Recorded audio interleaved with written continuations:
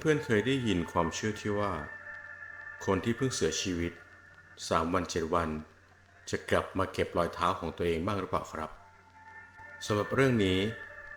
ก็เป็นประสบการณ์ของผมเองนะครับที่เกิดขึ้นในวัยเด็กจะเป็นยังไงลองไปฟังกันครับ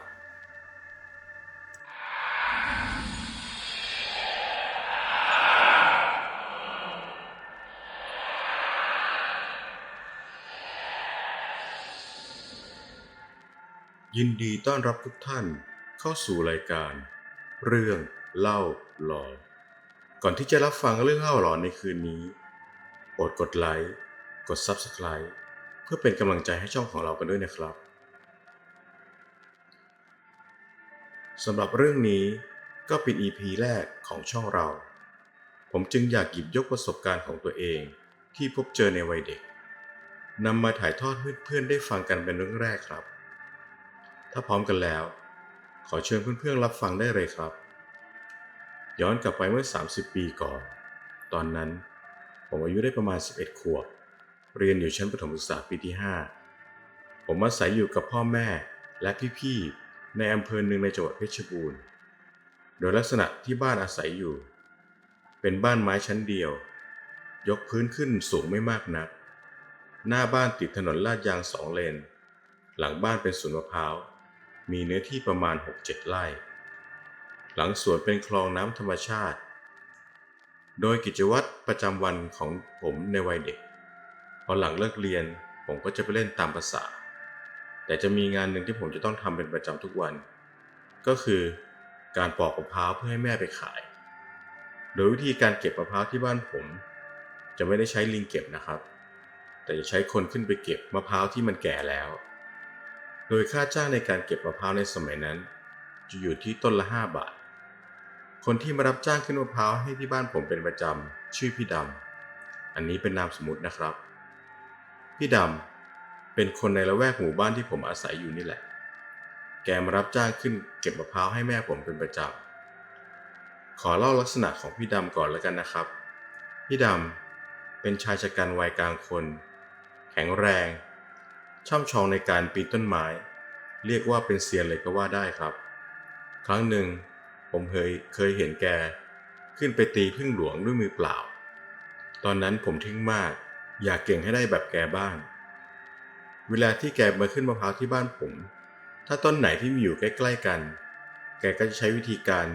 โยกปลายต้นมะพร้าวไปหาอีกต้นจะได้ไม่เสียเวลาในการปีนขึ้นปีนลง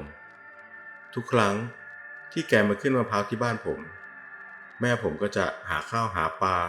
หาเครื่องดื่มชูกำลังหรือบางครั้งอาจจะมีเหล้าขาวมาเลี้ยงพี่ดำเป็นประจำทุกครั้งมาวันหนึ่งน่าจะเป็นวันเสาร์เพราะว่าวันนั้นผมไม่ได้ไปโรงเรียนแม่ได้จ้างให้พี่ดำมาขึ้นมะพร้าวในสวนตั้งแต่ตอนสายๆผมก็มีหน้าที่ในการเดินดูแล้วก็จดว่าพี่ดำขึ้นต้นไหนไปบ้างแล้วได้กี่ต้นแล้วพอขึ้นเสร็จผมก็จะเอารถเข็นไปตามเก็บมะพร้าวที่อยู่ตามสวนเอามากองรวมกันไว้ที่หลังบ้านสรุปวันนั้นขึ้นได้40 ต้นเหมือนทุกๆครั้งวันนี้แม่ผมก็เลี้ยงข้าวปลาอาหารพี่ดำวันนั้นพี่ดำบอกกับแม่ผมว่าส่วนที่เหลือที่ยังขึ้นไม่หมดเดี๋ยวจะมาขึ้นให้วันจันทร์นะเพราะว่าวันพรุ่งนี้ติดงานต้องไปตัดต้นมะพร้าวให้กลับบ้านตาสองแม่ผมก็บอกไว้ว่าแล้วอย่าลืมมานะไม่ใช่หายหัวไปเลยล่ะพอเช้าวันอาทิตย์หลังจากดูการ์ตูนช่อง9จบวันนี้ก็ไม่รู้จะทำอะไรดีเพราะว่าวันนี้พี่ดำไม่ได้มาขึ้นมะพร้าวผมก็ไม่ได้ต้องไปตามเก็บมะพร้าวตามภาษาเด็กในยุค90ไม่ได้มีมือถือไม่ได้มีคอมพิวเตอร์เหมือนเด็กในสมัยนี้ก็ต้องไปหาเลาะเล่นตามไร่ตามสวนผมเลยไปหาเพื่อนข้างบ้านเพื่อนคนนี้ชื่อว่าหนุ่มผมก็ได้ไปชวนไอ้หนุ่มไปหาเลาะเล่นกันเลยคุยกันว่าเดี๋ยวบ่ายๆไปเล่นน้ำที่ฝายกันดีกว่าก่อนที่จะไปเล่นน้ำกันก็ต้องไปหาอุปกรณ์ในการเล่นน้ำกันก่อนนั่นก็คือเข้าไปเก็บมะพร้าวแห้งในสวนเอามามัดผูกกัน2 ลูกทำเป็นทุ่นเวลาไปเล่นน้ำพอได้อุปกรณ์ในการเล่นน้ำแล้วผมกับเพื่อนก็พากันเดินเลาะริมคลองขึ้นไปทางต้นน้ำ เดินผ่านสวนบ้านนั้นบ้านนี้ไปเรื่อยๆสมัยก่อนตามบ้านนอกสวนหรือไร่นาเขาไม่ค่อยล้อมรั้วกันสามารถเดินเลาะไปถึงกันได้หมดผมกับเพื่อนก็เดินกันมาเรื่อยๆจนถึงสวนของตาสองก็สังเกตเห็นสิ่งผิดปกติอะไรบางอย่างนั่นก็คือมีคนอยู่ประมาณ10 กว่าคนยืนมุงดูอะไรกันอยู่ก็ไม่รู้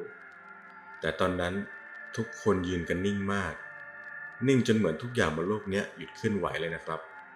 แต่มีผมกับเพื่อน2 คนที่ยังเคลื่อนไหวอยู่ให้ผู้ฟังลองนึกถึงภาพมิวสิกวิดีโอที่ทุกอย่างหยุดเคลื่อนไหว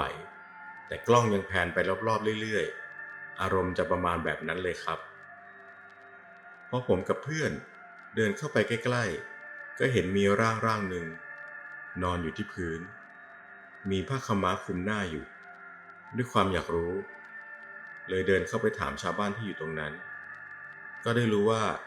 พี่ดำมารับจ้างตัดต้นมะพร้าวในสวนของตาสองกับเพื่อนแกด้วยความประมาทหรือคาดไม่ถึงของแกก็ไม่รู้ตอนที่ตัดต้นมะพร้าวอยู่นั้นต้นมะพร้าวที่กำลังตัดอยู่ก็หล่นลงมาทับร่างของแกพอดีทำให้แกเสียชีวิตในทันทีผมยืนอึ้งอยู่ตรงนั้นสักพักหนึ่งก็เลยหันไปหาเพื่อนพูดกับเพื่อนว่ากูว่าวันนี้เรายกเลิกไปเล่นน้ำกันก่อนดีกว่าวะเพื่อนผมก็ตอบกลับมาว่าวะกูก็ว่าอย่างนั้นแหละเราเลยพากันเดินกลับบ้านพอถึงบ้านก็แยกย้ายบ้านใครบ้านมันผมก็เข้าไปในห้องของผมไปนั่งอยู่ที่เตียงเพราะยังระทึกกับเหตุการณ์ที่เพิ่งผ่านมาบอกลักษณะของห้องผมก่อนนะครับห้องที่ผมอยู่นั้นเป็นห้องที่ต่อเติมออกมาจากบ้านไม่มีหน้าต่างแต่ใช้ไม้ติดสลับกันเป็นซี่ๆโดยเว้นช่องว่างไว้เพื่อระบายอากาศประตูห้องเป็นสังกะสีเตียงนอนเป็นเตียงแบบโบราณที่มุมของเตียงทั้ง4 ด้านจะมีเสาสูงขึ้นมาแล้วใช้มุ้งครอบที่เสาเตียงอีกทีหนึ่งผมนอนนึกถึงเหตุการณ์ที่เพิ่งเจอมาอยู่บนเตียงจนเผลอหลับไปตอนไหนก็ไม่รู้พอมารู้สึกตัวอีกทีก็ตอนกลางดึกเพราะตอนนั้นมีแสงจากพระจันทร์ส่องมาที่ตาคืนนั้นน่าจะเป็นคืนเดือนหงายนะครับตอนนั้นรู้สึกว่าหิวมากเลยเพราะว่าตอนเย็นยังไม่ได้กินข้าวเลยครับนึกในใจว่าไม่มีใครห่วงเราเลยเหรอวะกินข้าวก็ไม่มีใครมาปลุกประตูเปิดไว้ก็ไม่มีใครมาปิดให้กำลังคิดว่าจะลุกจากเตียงเพื่อไปดูว่าในครัวยังมีอะไรกินอยู่หรือเปล่าแต่พอหันไปดูที่ประตูก็ถึงกับสะดุ้งสุดตัวเลยครับเพราะว่าเจอกับอะไรก็ไม่รู้เป็นเงาดำๆยืนอยู่ตรงหน้าประตูจังหวะนั้นก็ดันมีเสียงหมาหอนขึ้นมาอีกพอผมลองพิจารณาอยู่สักพักถึงแม้ว่าจะเห็นได้ไม่ชัดแต่รูปร่างแบบนี้ความสูงประมาณนี้รู้ได้เลยครับว่าเนี่ยคือเงาของพี่ดำตอนนั้นทำอะไรไม่ถูกเลยครับเลยแกล้งนอนหลับตาในใจก็อยากจะสวดมนต์แต่ตอนนั้นจำบทสวดอะไรไม่ได้สักบทเลยแม้แต่นะโมตัสสะยังท่องไม่ถูกเลยครับผมได้แต่นอนนิ่งอยู่อย่างนั้นนานเท่าไหร่ก็ไม่รู้ในใจก็คิดว่าพี่ดำจะไปหรือยังวะเลยลองหันไปดูที่ประตูอีกครั้งเงาดำๆของแกก็ยังยืนอยู่ที่เดิมไม่กระดุกไปดิกไปไหนเลยแกมายืนอยู่เฉยๆไม่มีเสียงพูดอะไรตอนนั้นอยากจะถามแกว่าแกต้องการอะไรแต่ก็ไม่กล้าเลยได้แต่แกล้งนอนนิ่งๆอยู่เหมือนเดิมผ่านไปอีกนานเท่าไหร่ก็ไม่รู้แต่ความรู้สึกตอนนั้นเหมือนมันนานแสนนานมากเลยครับลองหันกลับไปดูที่ประตูอีกครั้งเงาแกก็ยังยืนอยู่ที่เดิมคิดในใจว่าทำไงดีวะแล้วก็คิดได้ว่าต้องไปเรียกแม่แต่จะไปยังไงล่ะทางเดียวที่จะไปหาแม่ได้คือต้องเดินผ่านประตูที่มีร่างของพี่ดำยืนอยู่คิดอยู่นานในที่สุดก็รวบรวมความกล้าทั้งหมดที่มีลุกขึ้นจากเตียงแล้วค่อยๆก้มหน้าเดินไปทางประตูเงานั้นก็ยังยืนอยู่ที่เดิมความรู้สึกตอนนั้นเหมือนแทบจะหยุดหายใจเลยครับแต่ก็ต้องแข็งใจ เดินผ่านเงานั้นไปให้ได้ค่อยๆก้มหน้าเดินไปเรื่อยๆจะหลับตาเดินก็กลัวจะเดินไปชนร่างที่อยู่ตรงนั้นถ้าเป็นอย่างนั้นคงสติแตกแน่ตอนที่กำลังจะเดินผ่านร่างนั้นก็เห็นเท้าสีดำๆแขนขาลำตัวเหมือนเป็นคนปกติเลยครับไม่ได้โปร่งใสไม่ได้ลอยจากพื้นเหมือนเรื่องอื่นๆที่เคยฟังมาและในที่สุดผมก็เดินผ่านร่างนั้นมาจนได้พอพ้นมาได้ก็รีบไปเคาะประตูเรียกแม่เหมือนแม่จะรู้อะไรสักอย่างหรือเปล่าก็ไม่รู้เพราะว่าเรียกแม่แค่ครั้งเดียวไม่เกิน5 วินาทีแม่ก็ออกมาเปิดประตูผมก็พูดกับแม่ไปว่าแม่ขอนอนด้วยแม่ก็ไม่ได้ว่าอะไรแล้วผมก็เข้าไปนอนกับแม่จนถึงเช้าถึงเล่าให้แม่ฟังถึงเหตุการณ์ที่เจอมาเมื่อคืนแต่แม่ก็ตอบกลับมาแบบเรียบๆว่ามันคงแค่มาเก็บรอยเท้าของมันเฉยๆหรอกมั้งวันนั้นผมไม่ได้ไปโรงเรียนเลยครับเพราะว่าเหมือนจะเป็นไข้แม่ก็เลยเอาสายสิญจน์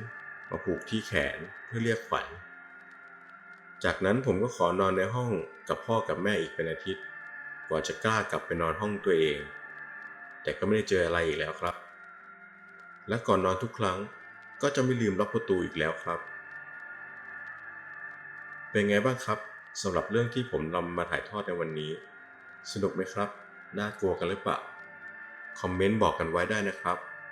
แต่สำหรับผมแล้วเรื่องนี้มันน่ากลัวมากเลยครับภาพเหตุการณ์ในตอนนั้นยังจดจำได้ดีจนถึงทุกวันนี้เลยครับถึงแม้จะผ่านมากว่า30 ปีแล้วก็ตาม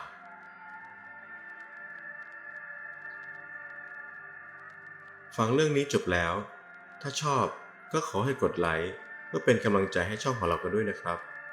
กดแชร์ไปยังโซเชียลของคุณเพื่อให้เพื่อนๆของคุณได้ฟังเรื่องนี้